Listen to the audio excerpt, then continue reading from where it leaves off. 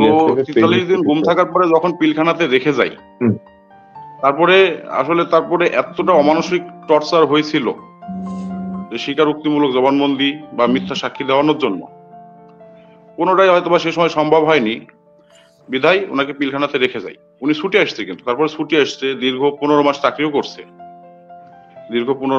করছে, ছুটি আসছে। তারপরেও শেষ পর্যায়ের দিকে যখন সর্বশেষ ছুটি কাটায় যায়, এই যে আব্দুল কাহার আকন্দ, আপনার হাসিনার মদতপুষ্ট একজন অবসরপ্রাপ্ত একজন অফিসারকে যে এত গুরুত্বপূর্ণ একটা মামলায় যে তদন্ত করার জন্য যে নিয়ে আসছিল, এই আব্দুল কাহার আকন্দের জন্য কিন্তু বিডিআরদের আর এই সেনা পরিবারদের জীবন শেষ হয়েছে, কিন্তু সঠিক তদন্তটা কিন্তু আব্দুল কাহার আকন্দের জন্য কিন্তু মুখ পায় নাই, কেউ দেখতে পায়নি। উনি যদি সঠিকভাবে তদন্তটা করতো তাহলে প্রকৃত দোষীগুলো তো কবে ধরা পড়তো। আব্বুকে যখন ডাকলো, ডাকার পরে বলে যে আপনাকে মিথ্যা সাক্ষী দিতে হবে, মানে সাক্ষী দিতে হবে, মিথ্যা সাক্ষী না, সাক্ষী দিতে হবে। তো আব্বু বলে যে আমি কাউকে, ওই সময় আব্বু ছিল আপনার সেক্টর অফিসে কর্মরত ছিল, যখন দরবার হলে ঘটনা ঘটে তখন আব্বু ছিল ঢাকা সেক্টর অফিসে। তো কিছু আমি দেখি না, আমি কিছু আজ করতে পারি না, হঠাৎ গোলাগুলি, আমি কার বিরুদ্ধে মিথ্যা সাক্ষী দিব বা কার বিরুদ্ধে আমি বলবো যে একটা পরিবার ধ্বংস হবে, আমি কি জন্য বলবো স্যার? পরে বললো যে ঠিক আছে আপনার যান। বিকেল বেলায় জেলখানা গাড়ি এসে অ্যারেস্ট করে নিয়ে যায়। আরেকটা জিনিস আপনাদেরকে ইনফর্ম করি, সেটা হচ্ছে যে পিলখানায় এই হত্যা মামলায় সর্বশেষ গ্রেপ্তারকৃত আসামি কিন্তু আমার বাবা। 2010 সালের 12ই জুলাই যে সিআইডি চার্জশিট দেয়, তার আগে একদিন আগে 10ই জুলাই আব্বুকে গ্রেপ্তার দেখাই। সেই অনুযায়ী যদি 850 আসামি হয়, 850 যদি সিরিয়াল হয়, তাহলে আমার বাবার আসামি নাম্বার 790 আসে কিভাবে? কথা তাই কি না? আর দীর্ঘ 15 মাস চাকরি করার পরে একটা মানুষকে যদি যাবজ্জীবন জেল দেওয়া হয়, উনি কিন্তু দীর্ঘ 5 বার ছুটিও আসছে এর ভিতরে, তাহলে একটা মানুষকে যদি এই প্রহসনের মামলায় যদি যাবজ্জীবন জেল দেওয়া হয়, তাহলে না জানি কত নির্দোষ মানুষকে আজকে ফাঁসি বা এই যাবজ্জীবন মামলাতে ফাঁসানো হয়েছে, তাদেরকে কি জবাব দেবে দেশের মানুষ? তারপরেও ফ্যাসিস্ট হাসিনা যখন চলে যায় 5ই আগস্টের পরে, আমরা একটা আশার আলো দেখি যে না, ইনশাল্লাহ আমাদের একটা ব্যবস্থা হবে।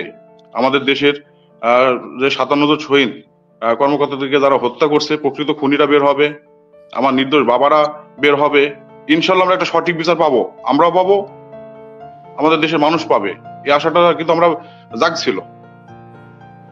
আজকে দেখেন এই যে তদন্ত কমিশনের ব্যাপারে, আজকে তদন্ত কমিশনের ব্যাপারে আন্দোলন করা কি জন্য লাগবে? আমাদের স্বরাষ্ট্র উপদেষ্টা মহোদয় উনি নিজেই কিন্তু একজন সেনাবাহিনীর বড় অফিসার, তাই কি না? আজকে কত নির্যাতিত ফ্যামিলি, আমরা পরিবার, আমাদের কথা শোনার তো কেউ নাই।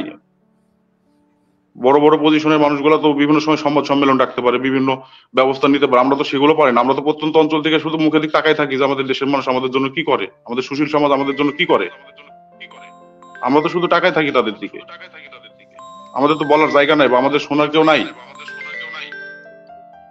তো প্রজ্ঞাপন যখন শুনলাম যে তদন্ত কমিশন গঠন হবে, তখন আমরাও কিন্তু আলহামদুলিল্লাহ বলছিলাম যে না, এবার ন্যায় বিচার আমরাও পাবো, আমাদের দেশের মানুষ পাবে, আমাদের দেশের 57 জন যে চৌকস অফিসারকে যেভাবে হত্যা করা হয়েছে, তাদের পরিবার, সারা দেশবাসী পাবে সঠিক বিচারটা। কিন্তু প্রজ্ঞাপনে আসলে একটা জিনিস উল্লেখ করা উচিত যে হাসিনা তো পালাই গেছে, কিন্তু হাসিনার দোসর কি এখন আছে কিনা এটা আমরা সঠিক জানি না। এই প্রজ্ঞাপনে দুইটা জিনিস উল্লেখ করছে, সেটা হচ্ছে আপনার যে প্রথম পৃষ্ঠা 2য় অনুচ্ছেদে আর একটু উপরে ভাই আছে যে এই দুটি মামলায়, এই রুজুকৃত 2টি মামলায় অভিযুক্ত ব্যক্তিবর্গ ব্যতীত, এখানে উল্লেখ করছে ব্যতীত এই শব্দটি। আর দ্বিতীয় কার্যপরিধির যে নাম্বার যে এই পয়েন্টে আছে, যেটা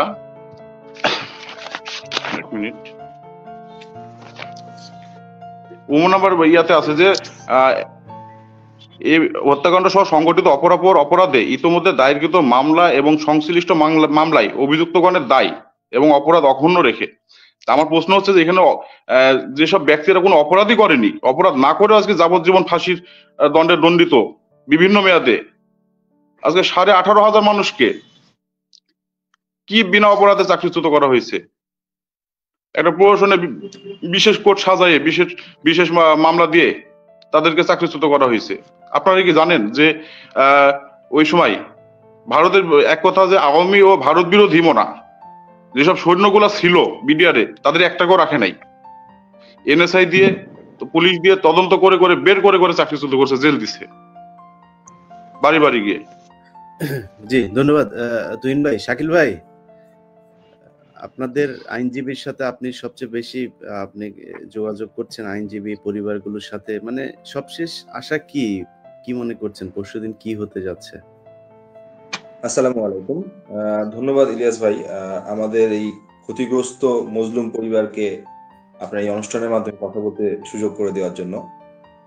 আসলে আশা দেখতে এখনো মনে হয় পাচ্ছি না, এই কারণে আমি বলতেছি, গত কোর্টটাতে যে অজুহাতটা দেখানো হয়েছিল যে প্রজ্ঞাপনের মাধ্যমে, প্রজ্ঞাপনের অজুহাত দেখিয়ে যে আলিয়া মাদ্রাসার প্রাঙ্গণে এই বিচার কার্য পরিচালিত হবে, ওই প্রজ্ঞাপনটা এখনো বহাল রয়েছে। আজকে গত 28 নভেম্বর আমাদের লাস্ট কোর্ট ছিল, আজকে 40 দিন অতিবাহিত হয়ে গেছে। আলিয়া মাদ্রাসা তারা বিচার করতে পারে নাই, কিন্তু নতুন প্রজ্ঞাপনের মাধ্যমে যে কোর্টটা কোথায় পরিচালিত হবে সেটাও বলে নাই। আমরা যতদূর শুনেছি এখন পর্যন্ত আমাদের আইনজীবীদের মাধ্যমে যে জজ কোর্টে মামলাটা পরিচালিত হবে। তাহলে সেই একই অজুহাত যদি দেখানো হয় যে তারা আসামিকে নিয়ে আসতে পারে নাই, এখানে বসার পজিশন নাই, বা এখানে নিরাপত্তা জনিত কারণ আছে, তাহলে আমরা ন্যায় বিচার আশা করব কিভাবে? এটা আমার প্রথম প্রশ্ন।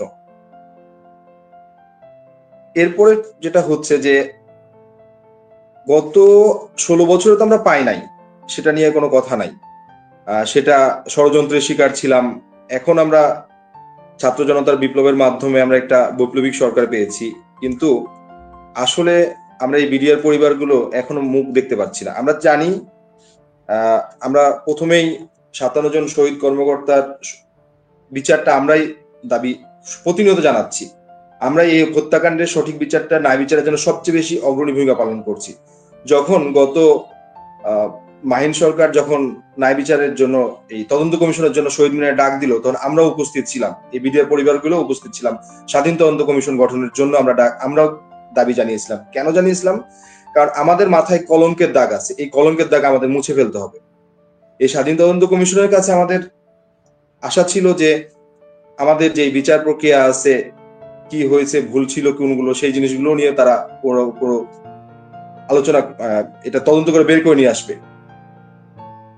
সেটা এখনো আশা করতেছি। হাসিনুর রহমান স্যার তো আমাদের পক্ষে সবসময় মানে ন্যায়ের পক্ষে বলেন। আমি আশা করব স্যারেরা যেহেতু এখনো আছেন এবং এই ন্যায়ের পক্ষে থাকবেন। কিন্তু আগামী 9 তারিখ নিয়ে আমার বিশেষ কনসার্ন। স্বাধীন তদন্ত কমিশন তদন্ত করবে, খুবই স্বাভাবিক, এবং এটার মাধ্যমে তদন্তের মাধ্যমে আসল অপরাধী যারা আছে তাদেরকে চিহ্নিত করা হবে। কিন্তু এই যে 834 জন যারা এখন জেলখানায় আটক রয়েছে, মৃত্যুর প্রহর গুনতেছে, তার মধ্যে অনেকের সাজা শেষ হয়ে গেছে, খালাসপ্রাপ্ত, সবচেয়ে বড় বিষয় হচ্ছে খালাসপ্রাপ্ত, সাজা শেষ এরকম ব্যক্তির সংখ্যা 5 শতাধিক। খালাসপ্রাপ্ত আছে 273, সাজা শেষ হয়ে গেছে 263 জন, টোটাল 5 শতাধিক। এবং সর্বমোট যদি আমি চিন্তা করি 834 জন, যাদের আমরা মনে করছি কেউ অপরাধী না, প্রত্যেকে নিরপরাধ মানুষ, তাদেরকে বিভিন্ন মেয়াদে সাজা দিয়ে হয়রানি করার জন্য, সঠিক যেন তথ্য না বের হয়ে আসে, সেজন্যই তাদেরকে আটকে রাখা হয়েছে। আমি চাই তদন্ত হোক। এই তদন্ত করার জন্য সময় লাগবে, 3 মাস, 4 মাস, 5 মাস সময় লাগতে পারে, কিন্তু আমাদের বাবাদের, চাচাদের জেলখানায় আটক রেখে আমরা তদন্ত চাচ্ছি না। আমরা চাচ্ছি তাদেরকে মুক্তি রেখে, তাদেরকে নিঃশর্ত মুক্তি দিয়ে আপনারা যতদিন খুশি তদন্ত করুন, ন্যায় বিচার প্রতিষ্ঠা করুন, কিন্তু তাদেরকে মুক্তি করে। কারণ তারা প্রত্যেকে মৃত্যুর প্রহর গুনছে, তারা প্রত্যেকে অসুস্থতার সাথে, মৃত্যুর সাথে পাঞ্জা লড়ছে।